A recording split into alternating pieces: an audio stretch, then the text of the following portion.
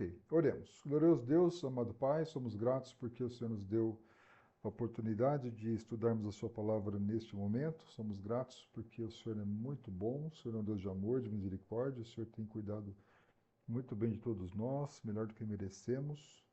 Somos gratos porque o Senhor tem feito com que nós possamos estudar Sua palavra através desse mecanismo online. Somos gratos por tudo que o Senhor é, sempre foi e sempre será. Somos gratos por esse momento, pedimos que o Senhor abra o nosso entendimento, nossos corações, para que possamos aprender da Sua palavra o seu desejo sobre esse assunto que será estudado hoje. Esteja com cada um, cuidando, abençoando, que o Senhor possa cuidar também daqueles que estarão estudando no futuro e todos aqueles que estão ausentes nesse momento conosco. Em nome de Jesus, o nosso Senhor e Salvador, que oramos. Amém. Bom, então hoje a gente vai... Então hoje eu trouxe um assunto. Semana passada eu deixei vocês um pouco à vontade e vocês pediram para a gente estudar sobre o Ministério Feminino. Hoje nós vamos estar estudando sobre a igreja, né? Então nós vamos tentar entender por que a igreja é importante, porque em toda esquina tem uma igreja e assim por diante, tá? Então eu queria convidar vocês a abrirem suas Bíblias no Evangelho de Mateus, no capítulo 16. Mateus 16, ali no verso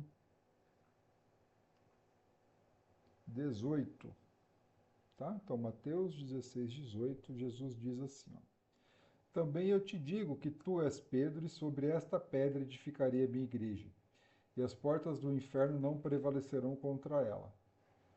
Muito bem, então aqui nós temos uma conversa de Jesus com os apóstolos, né? Onde ele fala com Pedro e tem uma promessa. Ele fala que ele edificarei, que ele iria edificar a igreja dele. Então, a primeira observação que eu quero fazer é que Jesus prometeu que ele iria edificar a sua igreja. Jesus está vivo nesse momento proclamando essas palavras. Portanto, a igreja é algo que ainda não existia. Portanto, a igreja não chega no nascimento de Jesus Cristo. A igreja vem no momento futuro. Nós estamos vendo Jesus falando que ele, Jesus, edificaria a sua igreja. E nós vemos aqui uma observação importante, é que Jesus considera a igreja importante, porque se a igreja não fosse importante, ele não estaria preocupado em edificá-la, né? Portanto, aqui nós também aprendemos que na mente de Jesus existe uma só igreja, não existem várias igrejas.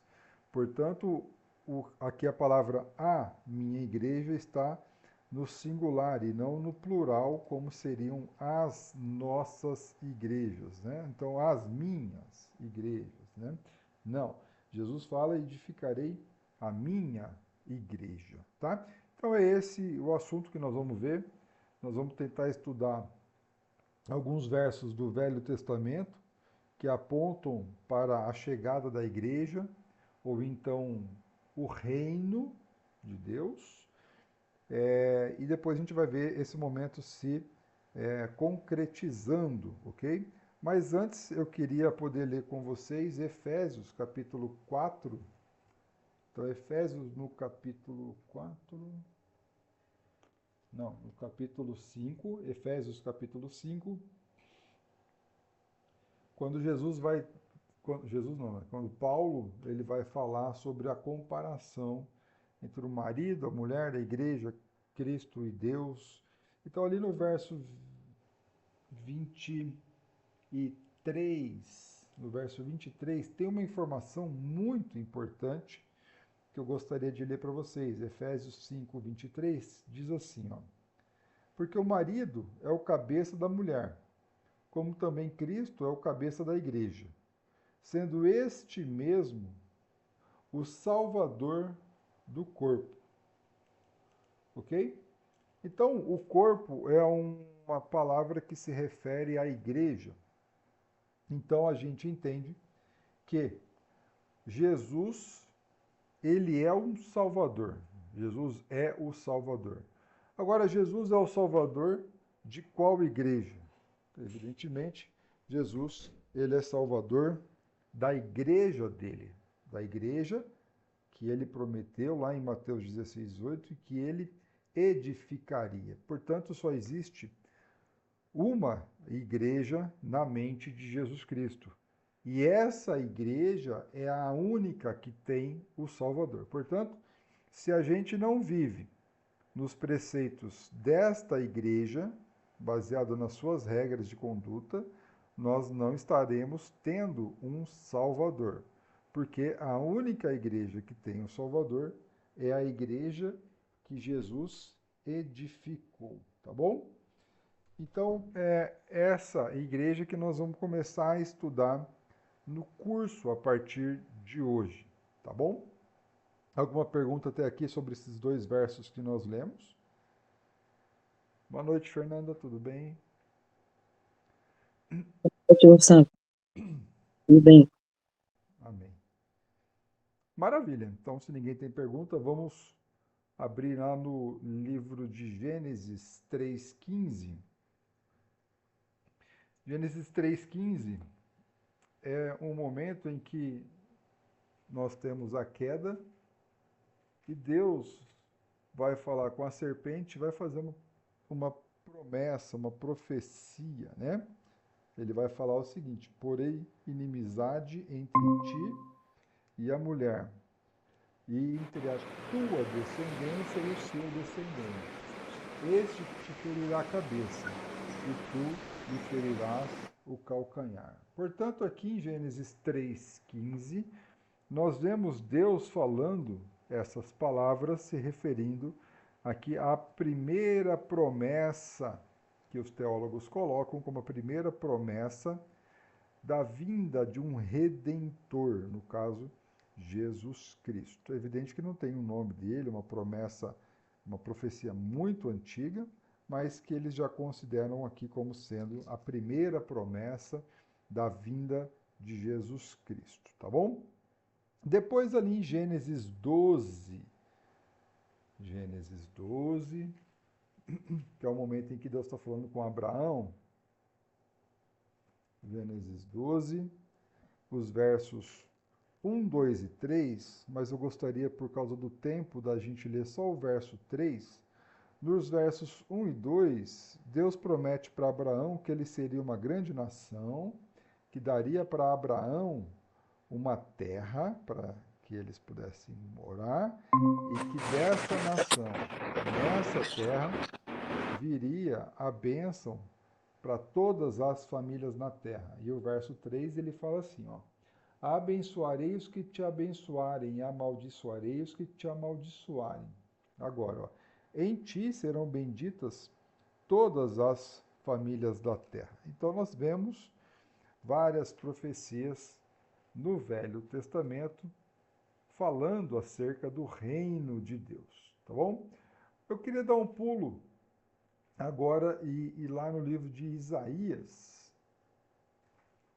Isaías, no capítulo 2, ele vai mostrar para a gente acerca dessa profecia da vinda do reino de Deus, ou então da igreja.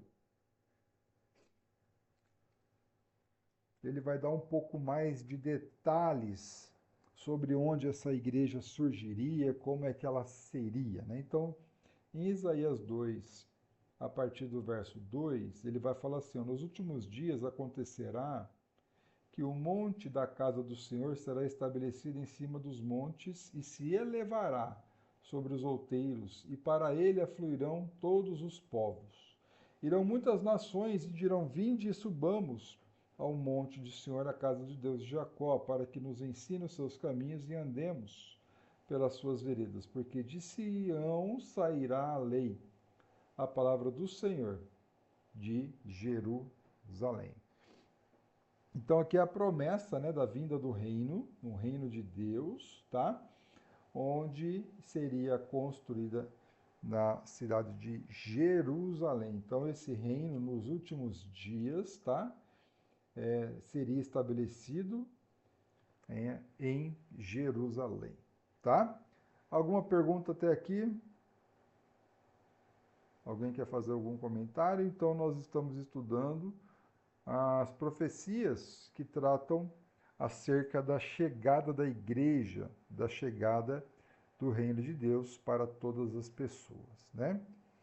Vamos ver então o livro de Daniel. Daniel, o profeta do cativeiro. Daniel está escrevendo aí mais ou menos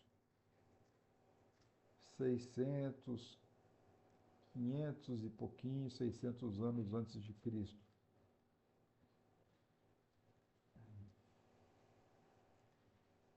Então, vamos abrir em Daniel, no capítulo 2. Daniel, capítulo 2, não dá para ler o capítulo inteiro por causa do nosso tempo, mas eu gostaria que você com calma lesse depois.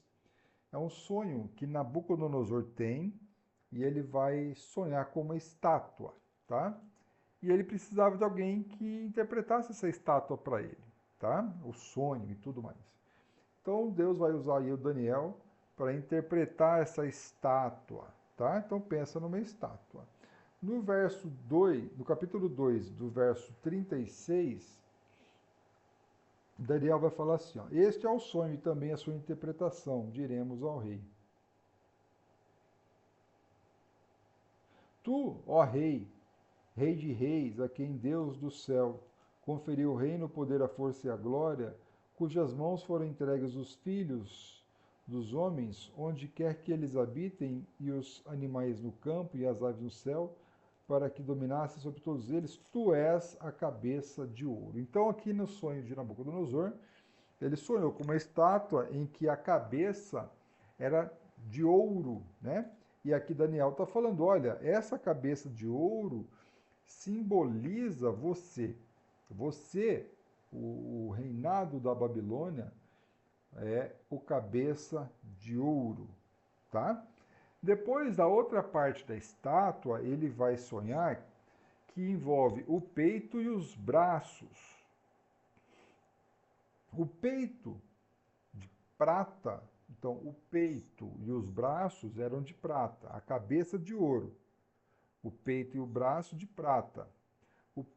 No Daniel capítulo 5, Daniel capítulo 5, verso 31,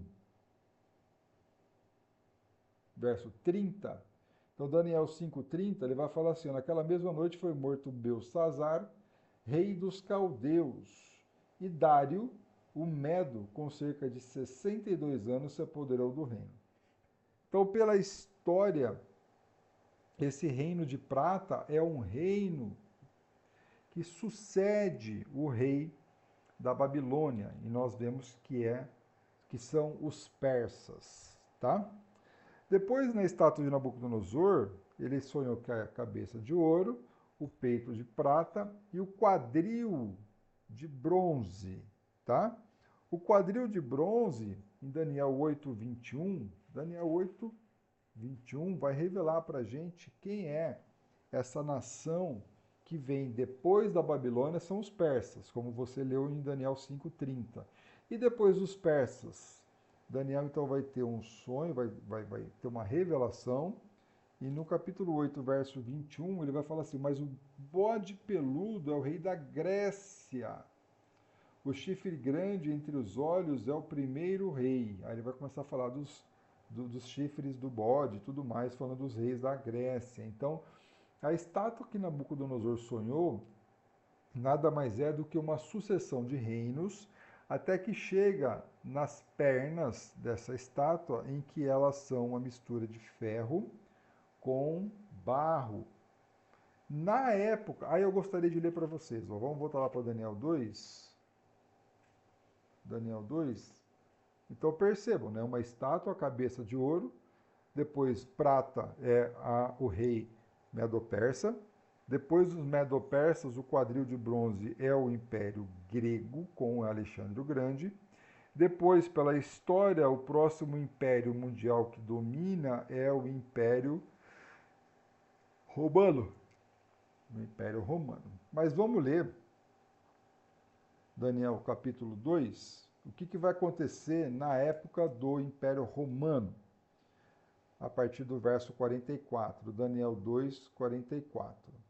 Mas nos dias destes reis, o Deus do céu suscitará um reino que não será jamais destruído. Tá vendo? Então, na estátua de Nabucodonosor que ele sonha, é uma sucessão de reinos que um vão destruindo o outro. Lembra? A cabeça de ouro era o Nabucodonosor, que vai ser então vencido pelos Medo-Persas. Depois os Medo-Persas serão vencidos pelo rei da Grécia, com Alexandre o Grande.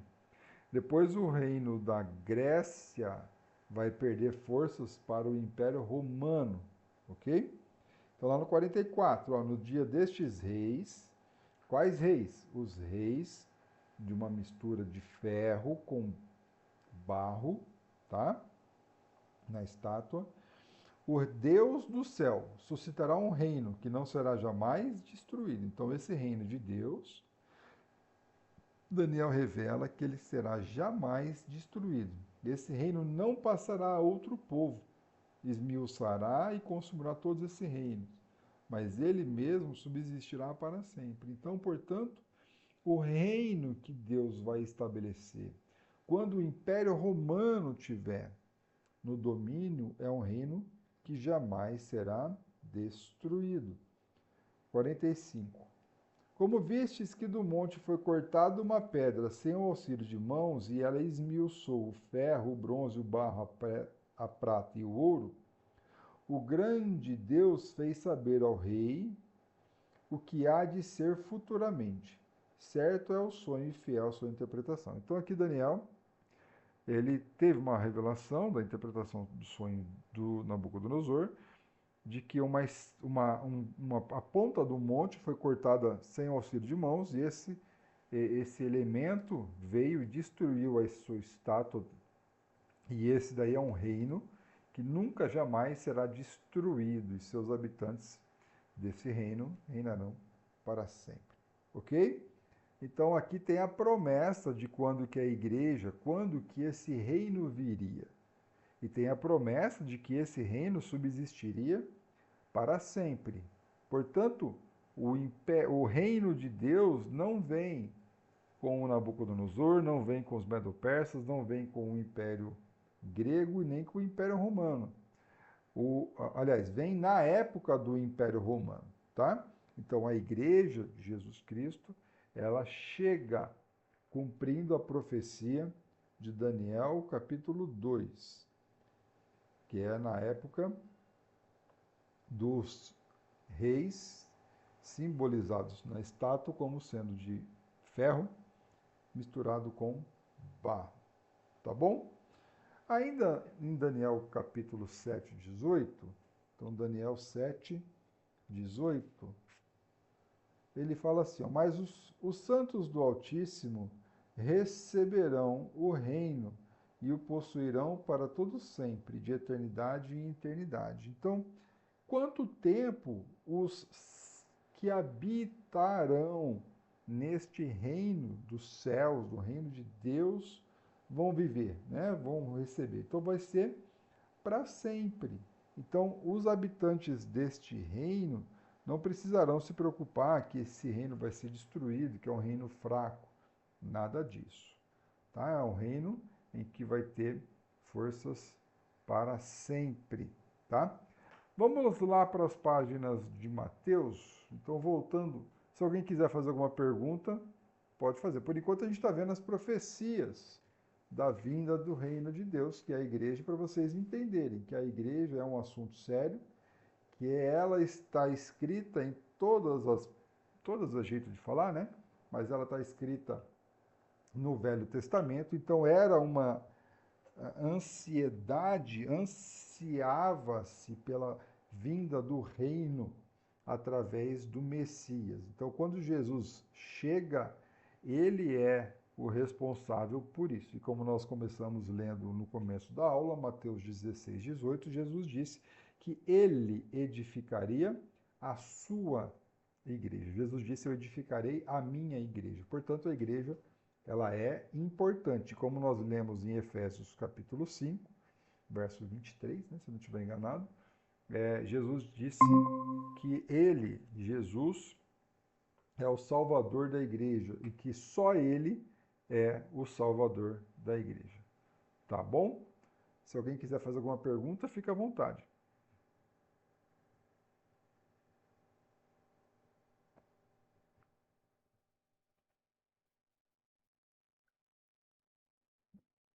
Ok. Então vamos abrir em Mateus, capítulo 3, o Evangelho de Mateus, capítulo 3.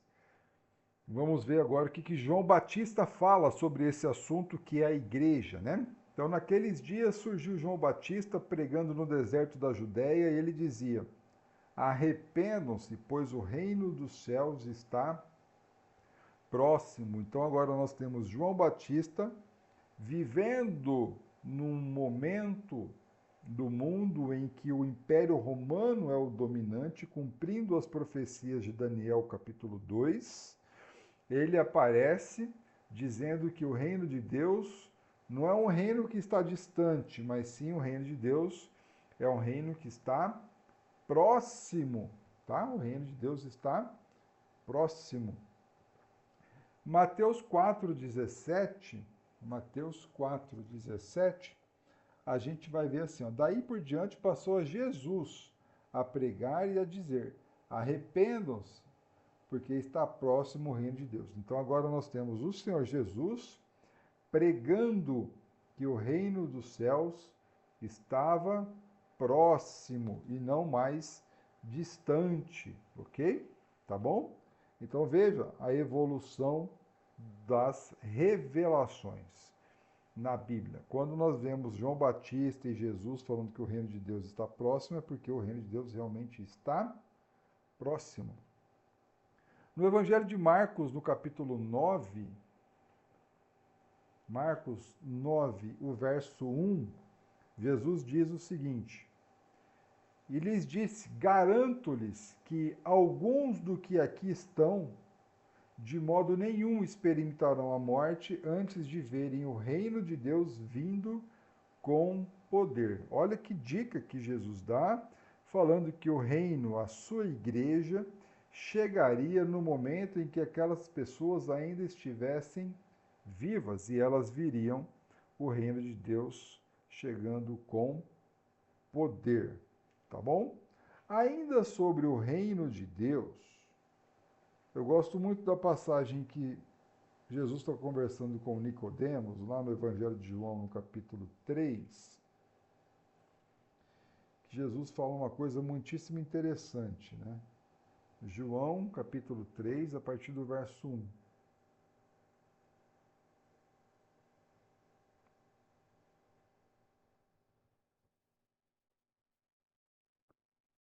Havia entre os fariseus um homem chamado Nicodemos, um dos principais dos judeus.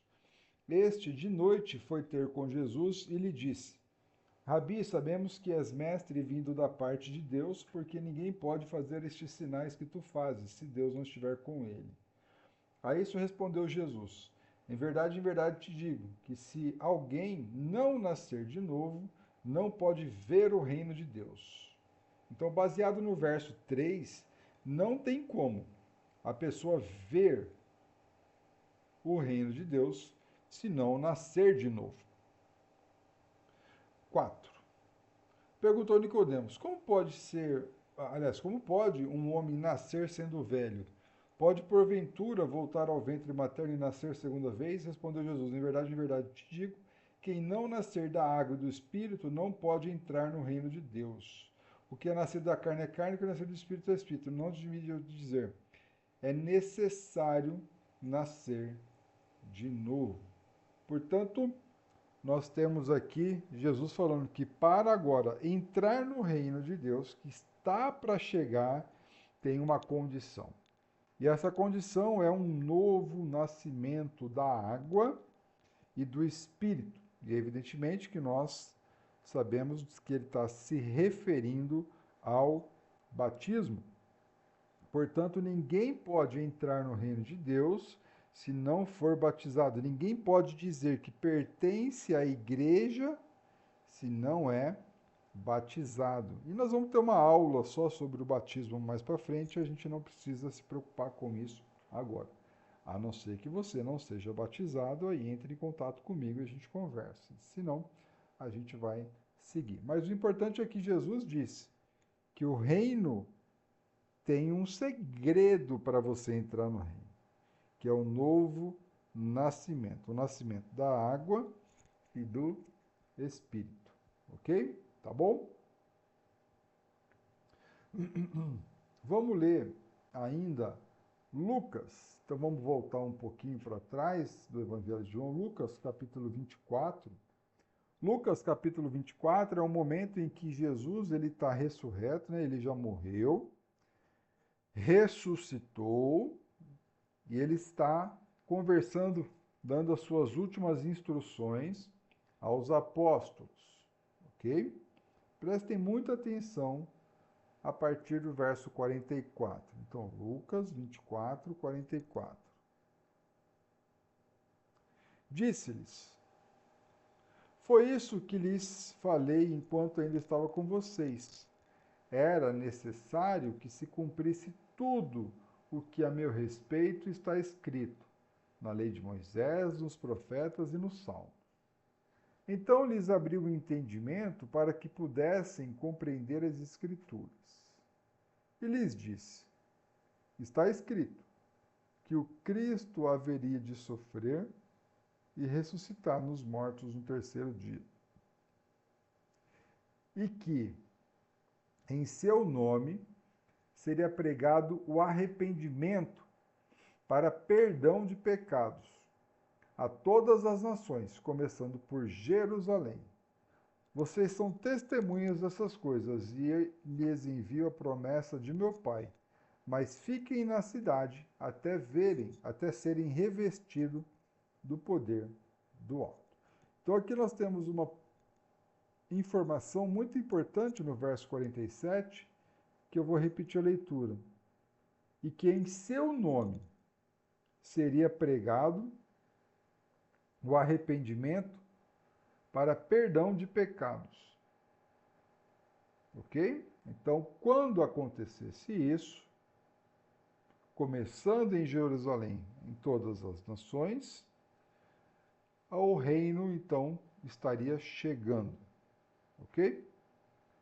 Alguma pergunta até aqui? Por enquanto, eu só estou jogando as profecias e a gente já vai ler o momento na Bíblia em que essas profecias todas se cumprem, para que a gente aprenda quando é que a igreja chega, quando é que o reino de Deus é estabelecido na terra.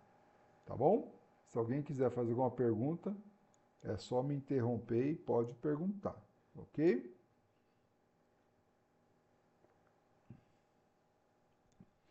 Vamos lá abrir no livro de Atos, então, e vamos ver essas profecias se cumprindo.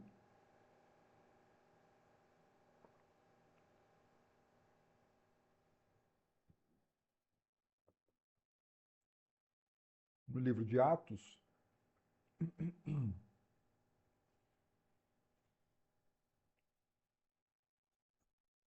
a partir do capítulo 1, verso 1. Atos 1, 1. Aqui, quem escreve o livro de Atos é o Lucas. Lembrando que Lucas não é apóstolo, tá? Lucas, ele não é um apóstolo, tá? Então, ele começa assim: escrevi o primeiro livro, ao Teófilo, relatando todas as coisas que começou a fazer, que começou Jesus a fazer e a ensinar, até o dia em que, depois de haver dado o mandamento por intermédio do Espírito Santo, aos apóstolos que escolheram, foi elevado às alturas. A estes também, depois de ter padecido, se apresentou vivo com muitas provas incontestáveis, aparecendo-lhe durante 40 dias e falando das coisas concernentes do reino de Deus.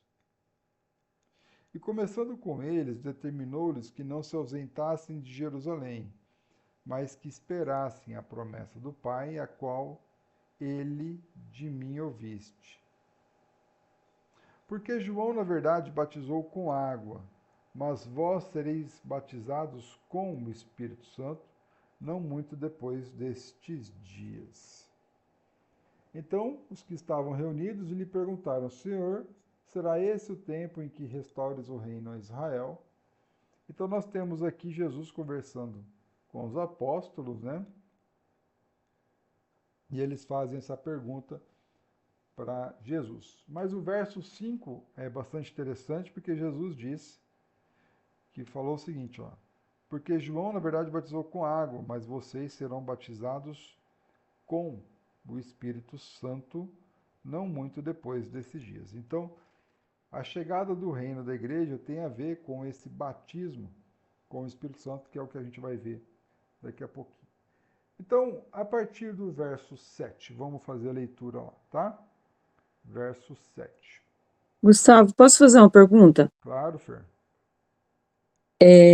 Nessa parte aqui, nesse versículo 5 aqui, eu acredito que seja essa confusão que muitos evangélicos têm na igreja, porque eu não sei se você já conheceu alguém porque eu tenho uma vizinha que ela fala muito nisso. Ela já falou para mim que ela é batizada, ela foi batizada nas águas, e depois ela queria ser batizada pelo Espírito Santo, Uhum, para receber o Espírito Santo. uhum. Será que é nessa parte aqui que eles têm essa dúvida, talvez? A gente está programado para conversar especificamente sobre o batismo com o Espírito Santo, aqui no cronograma que eu montei para a gente poder estar conversando. Ah, então tá bom. Então, segura só um pouquinho, porque existe com certeza esse tipo de entendimento em que eles falam que ser batizado com o Espírito Santo é falar em línguas. Então, quando a pessoa ela é batizada com o Espírito Santo, é quando ela começa a falar em línguas. Isso Ok? mesmo. Mas só tem um problema, que na verdade não é problema. Aqueles que receberam a promessa de ser batizados com o Espírito Santo foram os apóstolos. Então, somente eles tiveram o privilégio de receberem o batismo com o Espírito Santo. Isso é uma coisa interessante que a gente vai ensinar depois, que o dom de línguas, o dom de línguas, não tem nada a ver com o batismo com o Espírito Santo. O batismo com o Espírito Santo fez com que os apóstolos e somente eles falassem em línguas. Agora, o dom do Espírito Santo, lá de 1 Coríntios, capítulo 12, 13 e 14, nós vamos estudar no momento oportuno o que é o dom de línguas, que não tem nada a ver com batismo com o Espírito Santo. Tá bom? Mas é uma boa observação e a gente vai conversar sobre isso com certeza. Obrigado, viu, pela pergunta. Mas anota para me cobrar disso depois. Tá Bom, certo. verso 7. Respondeu-lhes: não vos compete conhecer tempos ou épocas que o Pai reservou pela sua exclusiva autoridade, mas recebereis poder ao descer sobre vocês. Olha lá, ó. Tá vendo? Então, descer sobre vocês o Espírito Santo e sereis minha testemunha. É Jesus falando com os apóstolos. Então, o batismo com o Espírito Santo não é uma promessa para a gente, é uma promessa para os apóstolos. Vocês estão vendo aí, ó, tá? Dito essas coisas, Jesus foi elevado às alturas, à vista deles, e uma nuvem o cobriu dos seus olhos. Então aqui Jesus sobe aos céus e os apóstolos depois eles vão para Jerusalém. Vamos ler então agora o capítulo 2, que é o cumprimento de tudo isso que a gente está falando. É o cumprimento do batismo com o Espírito Santo e é o cumprimento da chegada do reino de Deus, que é a igreja. Então vamos ler Atos 2, a partir do verso 1. Ao cumprir-se o dia de Pentecostes, estavam todos reunidos no mesmo lugar. De repente veio do céu um som como um vento impetuoso, e encheu toda a casa onde estavam assentados. E apareceram distribuídas entre eles línguas, como de fogo, e pousou uma sobre cada um deles. Todos ficaram cheios do Espírito Santo e passaram a falar em outras línguas, segundo o Espírito lhes concedia que falassem. Então vamos lá. Quem é que recebeu no dia da festa judaica, chamada de festa de Pentecostes, quem é que recebeu o Espírito Santo, o batismo com o Espírito Santo, como se fosse de línguas de fogo? Então, o batismo com o Espírito Santo foi dado aos apóstolos e somente aos apóstolos. Eles receberam línguas parecida como de fogo. E qual era o poder que esse ato fez com que eles tivessem? Cada um deles, ou seja, cada um dos apóstolos, receberam o dom de falar em línguas, tá? Quem é que escolhia que língua que eles iam falar? O verso 4 nos dá a resposta. Ele vai falar que era o Espírito, conforme o Espírito concedia que falassem. Tá bom? Continuando lendo. Ora, estavam habitando em Jerusalém judeus, homens piedosos, vindo de todas as nações debaixo do céu, pois quando se fez ouvir aquela voz, afluiu a multidão que se possui de perplexidade, porquanto cada um os ouvia falar na sua própria língua. Tá vendo que aí não tem nada a ver de língua de anjos, né?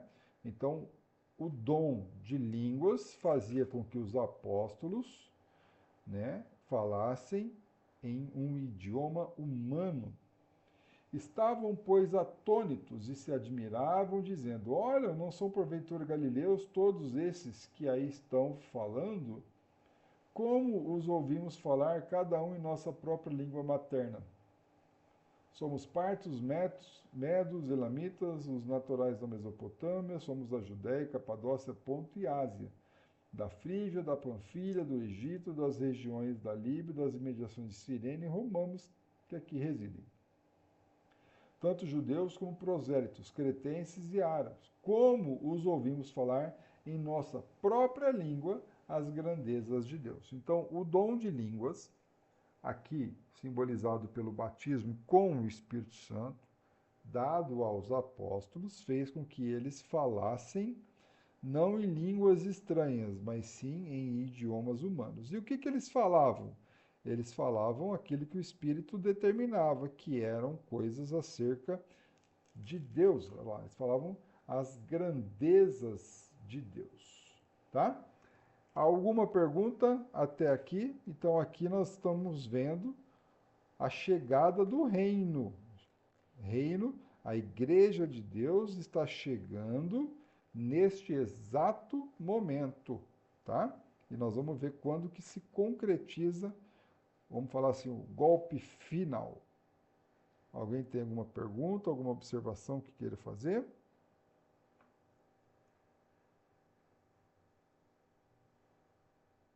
Tá bom. Vamos ler o verso 16.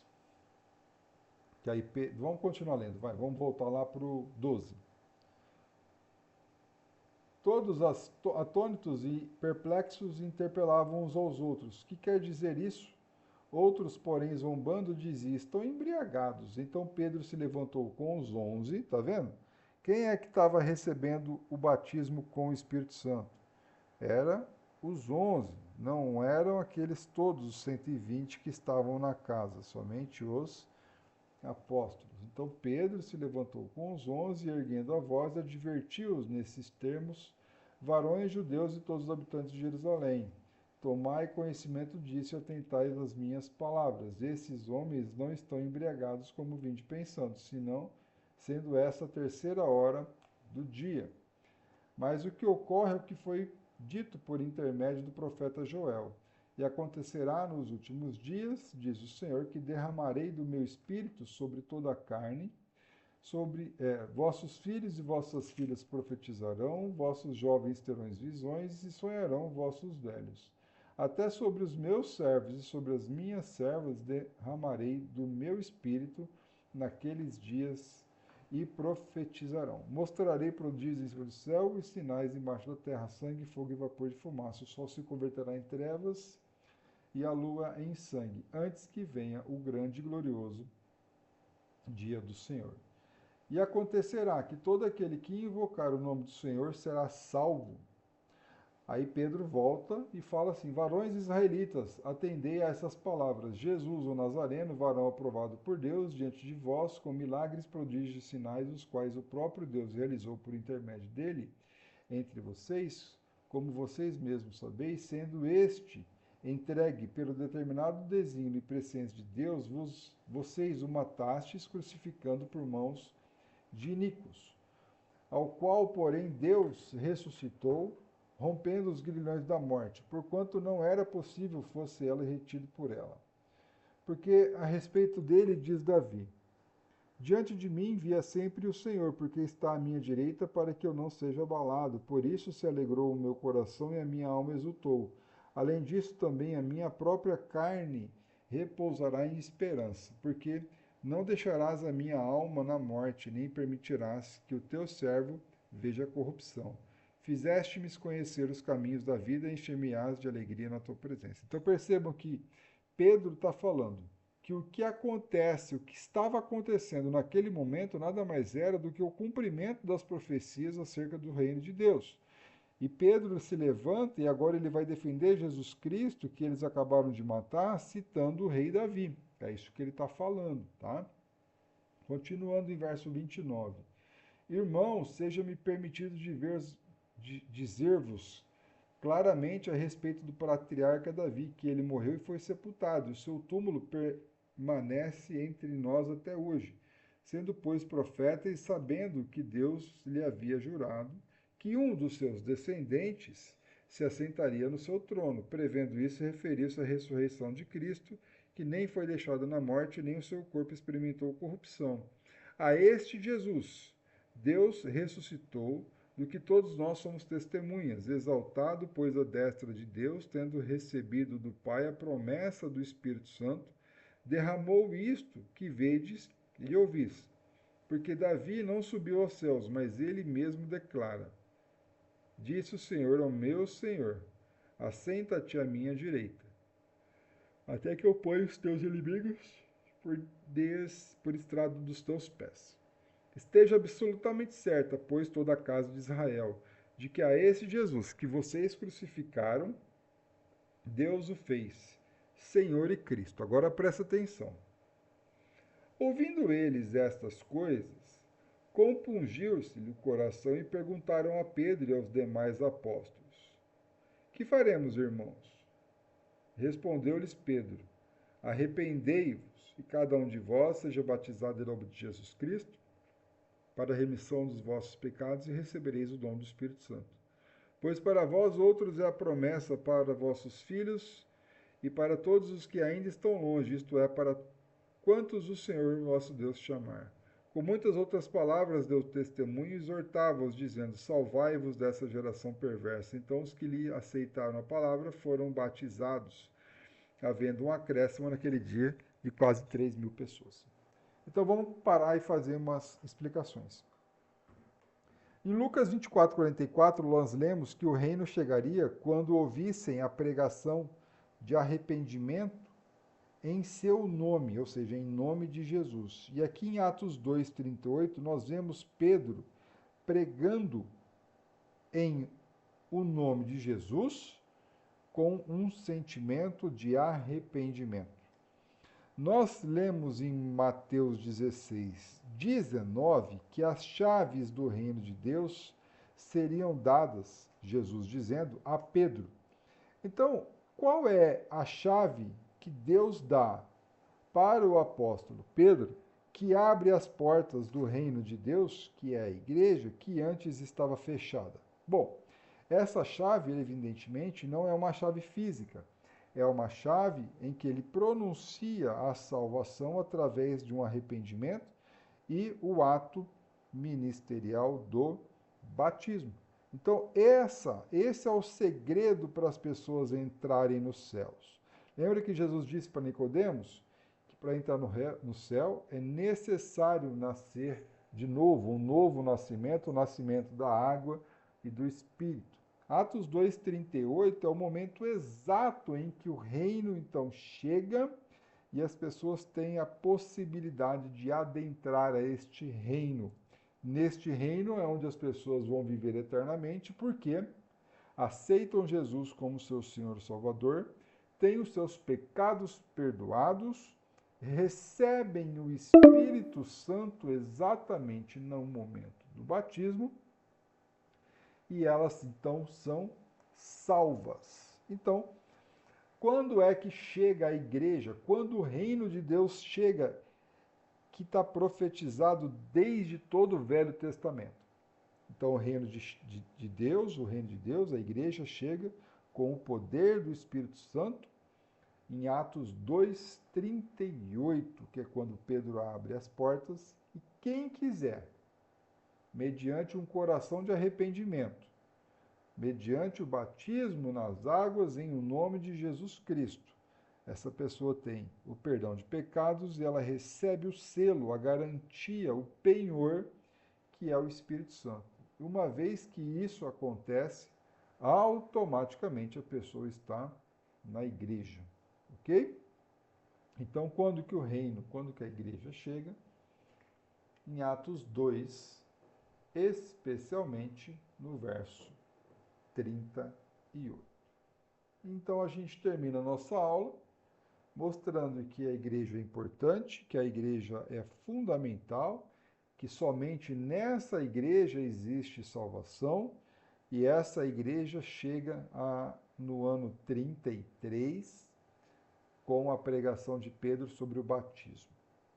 Se você não faz parte desta igreja, você não tem um Salvador. Se você não faz parte dessa igreja, você não faz parte dos planos de Deus. Portanto, nós devemos aprender em como viver e permanecer nesta igreja, que é o que nós vamos estudar no curso. Então, semana passada a gente estudou sobre o ministério feminino.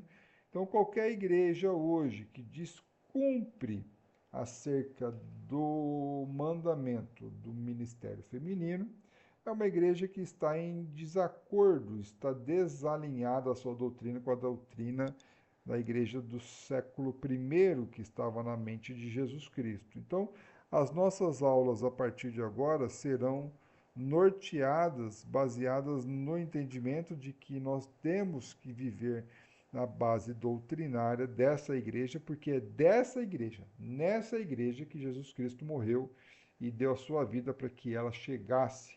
Ok? Vamos ler Atos 20 e 28, que eu esqueci de ler. Atos 20 e 28 é um verso que eu fiz questão de decorar, que tem informações preciosíssimas, né? Atos 20 e 28 diz assim: Atendei por vós e todo o rebanho sobre o qual o Espírito Santo vos constituiu bispos, para pastoreardes a igreja de Deus, a qual ele comprou com o seu próprio sangue. Então, Jesus, nós já estudamos que Jesus é Deus, então Jesus, comprou a igreja com o seu próprio sangue. Portanto, as doutrinas dessa igreja devem permanecer sólidas e praticáveis, né, para que a gente possa bater no peito e falar assim: eu pertenço a esta igreja que está na Bíblia e não a outra, ok? Era isso que eu queria conversar com vocês hoje, mostrar a importância de conhecer quando é o momento exato, histórico em que a igreja chega, para que a gente possa entender que a igreja não é brincadeira, a igreja é coisa séria e muito séria, porque para nós é de graça, mas para Jesus teve um custo para que essa igreja chegasse, como você acabou de ler, o custo é o sangue de Cristo derramado na cruz. Portanto, a gente não deve brincar de que qualquer igreja salva. Não. A única igreja que que tem o Salvador é a igreja que Jesus Cristo edificou em Atos 2:38. Tudo bem? Pode destravar seu microfone se você quiser fazer alguma pergunta. Pode trocar uma ideia com a gente aqui, que a gente tem ainda uns 10 minutos para mais esclarecimentos.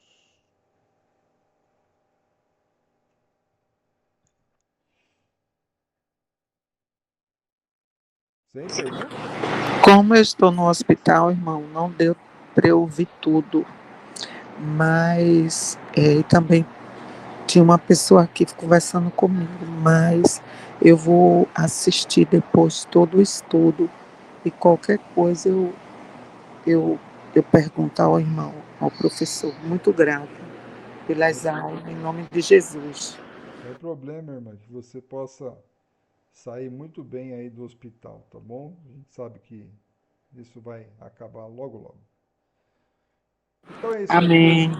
Amém. A igreja de Jesus ela é importante porque ela, vamos ler de novo lá em Efésios capítulo 5, em que mostra que ele é o salvador do corpo, ele é o salvador da igreja. E sem ele, sem Jesus, a igreja não tem um salvador. E essa igreja é essa que nós vamos estudar a partir de agora. Quais são as regras para permanecer nessa igreja, ok? Então, Efésios 5, 23 fala assim: porque o marido é o cabeça da mulher, como também Cristo é o cabeça da igreja, sendo este mesmo o Salvador do corpo. Então, portanto, Jesus é o Salvador do corpo, é o Salvador da igreja. Sem Jesus não existe salvação. E só existe salvação na igreja em que Jesus Cristo morreu para edificá-la, tá? Então, é essa igreja. Uma coisa importante, vamos abrir lá em 1 Timóteo. Timóteo ele foi deixado na cidade de Éfeso para que ele pudesse colocar em ordem, né, os aspectos da sã doutrina, né? Essa palavra sã doutrina, que é didascal, ele vai falar, por exemplo, ali em 1 Timóteo capítulo 1, verso 10, tá? Impuros, sodomitas, habitores de homens mentirosos e presunçosos, e para tudo que se opõe à sã doutrina. Então era para Timóteo ter pulso forte àqueles que se opunham à sã doutrina, ao evangelho que foi pregado, né? Sã doutrina. Ainda para Timóteo, mas agora na 2 Timóteo, deixa eu ver se tem alguma coisa aqui de sã doutrina em 2 Timóteo, que eu possa ter anotado aqui.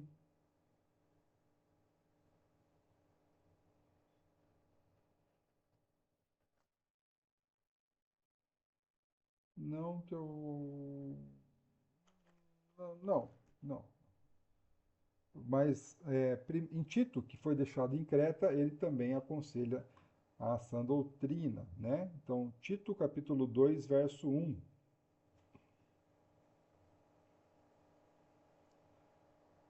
Tito capítulo 2, verso 1. Tu, porém, fala o que convém a sã doutrina. E ainda no verso 9 do capítulo 1, então Tito 1, 9, ele vai falar assim: apegado à palavra fiel, que é segundo a doutrina.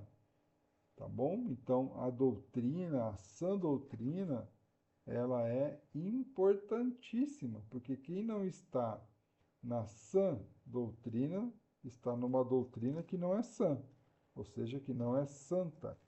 E essa foi a briga do apóstolo Paulo aos Gálatas. Então, se você abre lá no livro de Gálatas, no capítulo 1, verso 6, Gálatas 1:6, ele vai falar assim, ó: estou espantado que vocês estejam abandonando tão depressa daquele que vos chamou na graça para Cristo, para outro evangelho, o qual não é outro, senão que há alguns que vos perturbam e querem perverter o evangelho de Cristo. Então percebam que O evangelho, a sã doutrina, o verdadeiro evangelho está sendo atacado, agredido desde o século I. Então, infelizmente, nós vemos isso na Bíblia, infelizmente nós vemos isso nos nossos dias, e nós temos que ser defensores da verdadeira e única Igreja de Jesus Cristo, baseado na sã doutrina. Nós temos muito para estudar ainda nesse curso online, e vamos junto, né? Construindo aí um tijolinho após o outro. Alguma pergunta, alguma consideração? Senão a gente já encerra, que daqui a pouco acaba o nosso tempo. E é claro, a Fernanda perguntou aí sobre dom de línguas, essa questão do batismo com o Espírito Santo. Nós vamos falar no seu devido tempo, sim, sobre tudo isso, né? É que nosso tempo é curto, é de 1 hora, e a gente tem que ir aos poucos construindo tudo isso, tá bom? Vamos orar então, já que ninguém tem nenhuma pergunta, para que Deus possa estar se alegrando desses estudos, desses encontros que nós estamos tendo, porque através dele, na data de hoje, a gente aprendeu que a igreja chegou. Uma coisa que eu preciso falar: pesquise se a sua igreja é essa igreja de Jesus Cristo. Não participe de uma igreja que tem uma data de fundação no século XV, XVI, XVII, XVIII. Não participe de uma igreja em que o fundador não é de fato Jesus Cristo. Porque a única igreja que salva é aquela que foi plantada por Jesus Cristo e que teve um fundador, que é o nosso Senhor Jesus Cristo. A esta igreja a gente tem que lutar para descobrir onde ela está, para permanecer nela. Qualquer igreja que não tem sua data de fundação e um fundador bíblico não é a igreja verdadeira. Oremos. Glorioso Deus, amado Pai, Pai de Abraão, Isaac e Jacó, somos gratos porque o Senhor nos deu a possibilidade de estarmos adentrando ao seu reino, um reino em que seus fiéis possuirão para todos sempre. Nos ajude a achar o caminho dessa igreja, nos ajude a permanecermos nesta igreja, porque somente nesta igreja o Senhor é o Salvador. Eu sou grato porque eu pertenço a esta igreja, em que, através do batismo, em seu nome, tivemos o perdão dos pecados e recebemos o Espírito Santo e fomos salvos. Que mais pessoas possam adentrar a esta igreja, a esse reino, e ser felizes na eternidade contigo. Esteja sempre nos ajudando a permanecermos fiéis e falando e estudando somente a sã doutrina. Abençoe cada um que esteve aqui hoje. Em especial, oro pela Nízia, que ela possa se recuperar bem de tudo que ela está passando, que o Senhor possa cuidar da noite de todos nós, e somos gratos pelo seu amor derramado naquela cruz. E em nome dele que oramos. Amém. É isso, gente. Alguma pergunta, então? Não? Então, boa noite para vocês, bons estudos, que Deus abençoe, tá? Um grande abraço a todos.